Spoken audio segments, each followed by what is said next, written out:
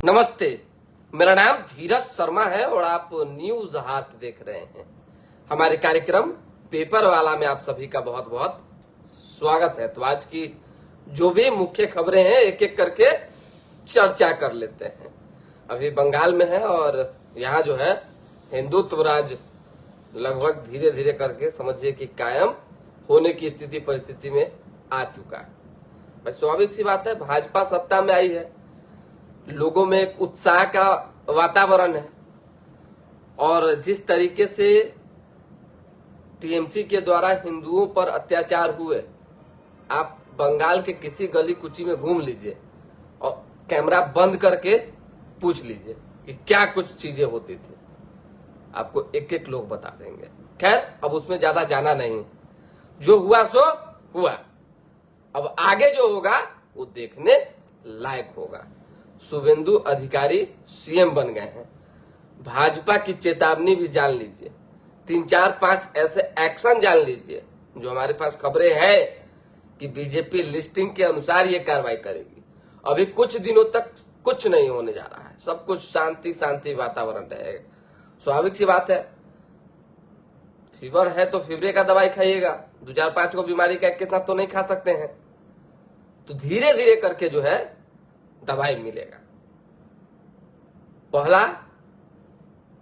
अपराधियों को शांत करने के लिए, माफियाओं को शांत करने के लिए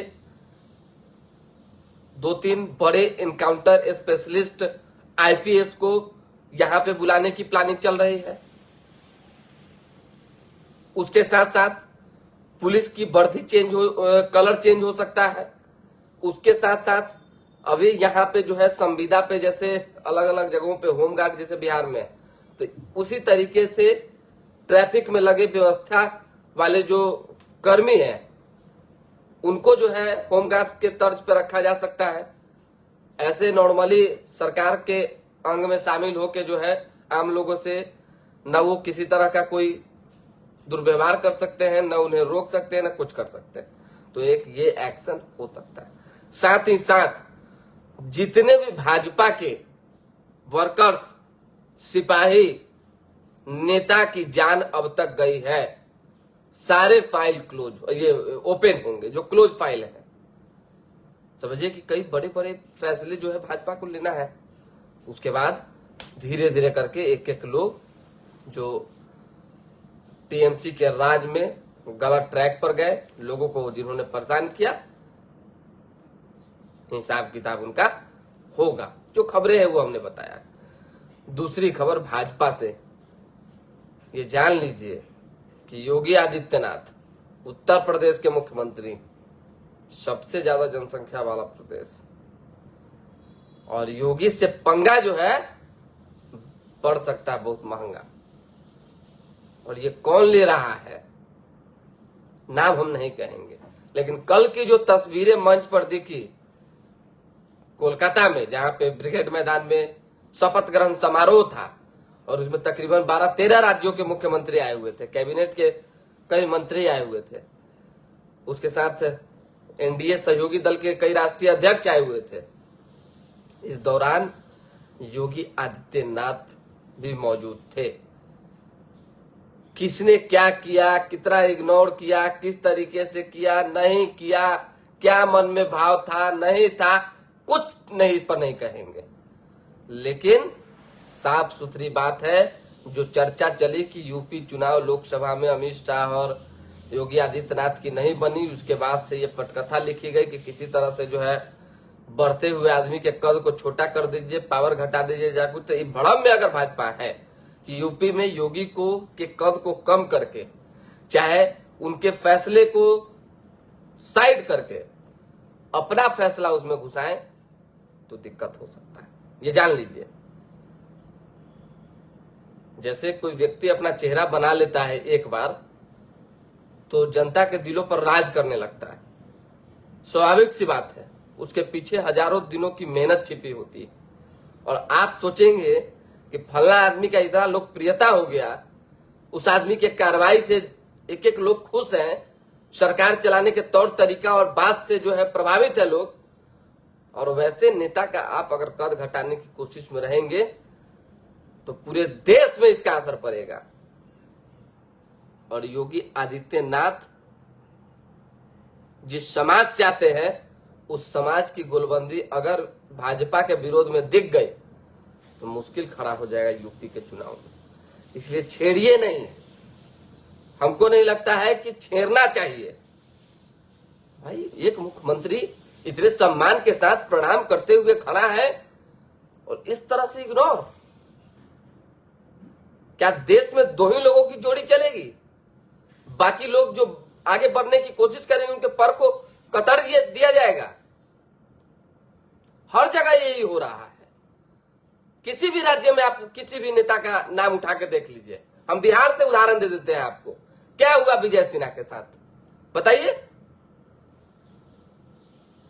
जो आदमी किसी समाज का स्टेबल होता है, धीरे धीरे करके पहुंच बनाता है, राजनीति में आगे बढ़ता है, कुछ बड़ा नेता बनने की कोशिश करता है, तो अपने लोगों के माध्यम से ही जो है उसका गला घोटवा दिया जाता है, राजनीतिक गला। और विजय सिन्हा का राजनीतिक गला घोटने में किसका हाथ है कि किसी से छिपा हुआ नहीं है। इसमें कहीं किसी सम्राट चौधरी मुख्यमंत्री का चाहे बाकी अन्य नेता का जिन पर आरोप लग रहा है कहीं कोई हाथ नहीं है। हाथ ऊपरी नेतृत्व का, ये जान लीजिए। ऐसे में हमको नहीं लगता है कि ये तमाम चीजें होनी चाहिए। कोई अगर आगे बढ़ रहा है, किसी भी समाज का हो, किसी भी समाज का व्यक्ति हो, तो उसके साथ ये भेदभाव इधर उधर वाली बात नहीं होगी। इससे ज्यादा हम नहीं बोलना चाहेंगे। चलिए बाकी अन्य खबरों पर ध्यान दे लेते हैं। कल तो आंधी तूफान देखबे किए कि पटना में कैसा आया, तहलका मचा के रख दिया। बाप रे बाप, बड़ा गजब रहा नजारा। उसके साथ साथ मंत्रिमंडल विस्तार के बाद सभी जो कोहिनूर थे बिहार कैबिनेट के, उन्होंने शपथ लिया। वो पुरानी खबर जरूर हो गई क्योंकि शपथ लिए 2 दिन हो गए। काम कौन कौन कर रहा है, कौन कौन किन किन लोगों ने एक्शन शुरू कर दिया है, यह भी जरूरी है जानना आपके लिए। अभी सबसे ज्यादा अगर रेस में कोई मंत्री दिख रहे हैं तो वो मिथिलेश तिवारी एकदम पूरा रेस में है। कुछ नया करना होगा, कुछ है प्लानिंग। जिस दिन मंत्री बने उसी के कल होके कि शायद उसी दिन जो है TI 4 वाले को छात्रों को दौड़ा दौड़ा के पटना पुलिस ने पीट दिया। चिराग पासवान ने इस पर नाराजगी भी जताई। चिराग पासवान एक ऐसे नेता हैं देश में, बिहार में, जो सत्ता में रहे चाहे न रहे, मतलब अगर गलत होगा तो आवाज उठाएंगे। हम 2 उदाहरण से आपको समझा देते हैं। पहला उदाहरण आप समझिए, जीतन राम मांझी ने बिहारी को लेकर जो हत्या हुई और कहा मर गया तो मर गया, उस पर भी उन्होंने नाराजगी व्यक्त की और कहा कि जिन लोगों ने ये बात बोला, जिन शब्दों का प्रयोग मांझी जी ने किया, अगर उनके परिवार के सदस्य के साथ अगर ऐसा कुछ घटना होता तो क्या वो ये बात बोलते? सोचिए, एनडीए का केंद्रीय मंत्री अपने ही केंद्रीय मंत्री को इस बयान के लिए फटकार लगा रहा है। उन्होंने अमित शाह से मुलाकात करके भी शिकायत की जीतन राम मांझी के खिलाफ। उसी तरीके से TI 4 वाले छात्रों को, छात्राओं को, स्टूडेंट्स को जो पिटाई लगी, उस मामले पर भी जो है उन्होंने प्रतिक्रिया दी, ट्वीट किया और लिखा ये दुर्भाग्यपूर्ण है, ये उचित नहीं था। तो जो नेता आवाज उठाने वाले हैं, हम मानते हैं कि वैसे लोगों को हमेशा समर्थन और सपोर्ट जनता का मिलता है और मिल ही रहा है। सैयद हसन जी गुड मॉर्निंग, कैसे हैं? प्रभात कुमार जी सुप्रभात, प्रभात जी को सुप्रभात। रास बिहारी जी जुड़े हुए हैं। बाकी धीरे धीरे करके अभी मुकेश सहनी को लेकर जो है खबर है। अब देखिए मुकेश सहनी क्या करें, किस्मत का खेल है। किस्मत जब आदमी का फूटता है, चाहे कैसे ना कि छोड़िए, इस पर तरह हार्ड हो जाएगा उदाहरण। जब एनडीए के साथ मुकेश सहनी थे, छटपटाहट धरे, बेचैनी पकड़े हुए था। मंत्री थे ना जी, थे कि नहीं थे मंत्री? बेचैनी पकड़े हुए था, कुछ ना कुछ इधर उधर करने लगे, जिस वजह से इनका विधायक भाग गया। इन्हें इधर के रह गए, न उधर के रह गए। शुरू से आप जानिए थे, तेजस्वी के पहले भाजपा में थे, भाजपा के बाद तेजस्वी के पास गए, तेजस्वी में गए तो 2020 के विधानसभा में जो है बोले कि बड़ा पीठ में कि तो छुरा मारा है सहनी के पुत्र को। फिर उसके बाद 2022 में कहे कि भाजपा ने हमको जो है कलेजा में छुरा मारा है। फिर चल गए तेजस्वी यादव के पास आरजेडी के साथ, और अब फिर जो है भाजपा के साथ आने के लिए बेचैन। ये 100 दिन का जो यात्रा है आरक्षण लाने की, यात्रा ऐसे ही नहीं बनाई गई, प्लानिंग के तहत ये बनाई गई यात्रा। ये जान लीजिए, मुकेश सहनी की चाहत है कि वो एनडीए में शामिल हो जाएं। हालांकि उनके लिए द्वार खुलते हुए नहीं दिख रहे हैं, सारे दरवाजे फिलहाल बंद हैं और कोई अपॉर्चुनिटी भी नहीं है। कुछ ऐसा रहता कि चलिए फलना के पास कुछ एक दो विधायक है, थोड़ा बहुत को हम सेट कर देते हैं।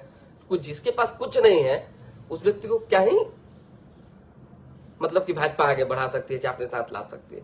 लेकिन फिर भी इस 100 दिन की यात्रा के बाद जब उत्तर प्रदेश का चुनाव नजदीक होगा, उस समय ये प्लानिंग हो सकता है, ये विचार विमर्श हो सकता है और एनडीए में मुकेश सहनी शामिल हो सकते हैं। जो खबर है वो हम आपको बता रहे हैं।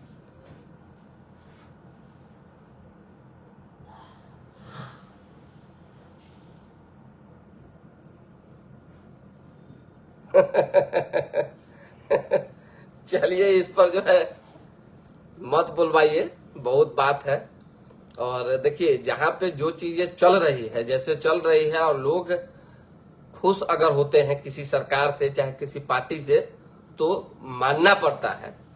और बंगाल में जो चुनाव हुआ था उसमें एक बड़ा फैक्टर जो है हिंदू और मुस्लिम वाली जो एक लड़ाई थी और जो नारा था वो दिया गया था, जान लीजिए, और एक अत्याचार शामिल था। तो ये मत कहिए भाजपा को लोगों ने पसंद किया है तो इसके पीछे अपना कहीं ना कहीं एक मन में क्रोध टीएमसी के लिए छिपा हुआ था, और वो क्रोध जो है चुप्पा वोटर के माध्यम से सामने आया। बहुत लोग बोल नहीं रहे थे लेकिन वोट तो हुआ ना भाई। कोई कल्पना किया था कि 207 आएगा, सोचिए। तो जो भी चीजें हैं वो हमने आपको बताया ही। बिहार में मंत्रिमंडल का विस्तार हुआ, काम जारी है, अपने अपने हिसाब से लोग जो है मंत्री काम कर रहे हैं, सरकार काम कर रही है, एक्शन रिएक्शन देखने को मिल ही रहा है। बाकी अपडेट्स आएंगे तो जुड़ेंगे। फिलहाल अभी के लिए दे हमें इजाजत, हमारे साथ बने रहें, देखते रहें न्यूज हाट। बहुत बहुत धन्यवाद। पेपर वाला कार्यक्रम आप लोग देखते हैं, इसके लिए शुक्रिया। न्यूज हाट को आप लाइक करें, शेयर करें और थोड़ा सा यूट्यूब पर जाके सब्सक्राइब कर लीजिए। बहुत बहुत धन्यवाद।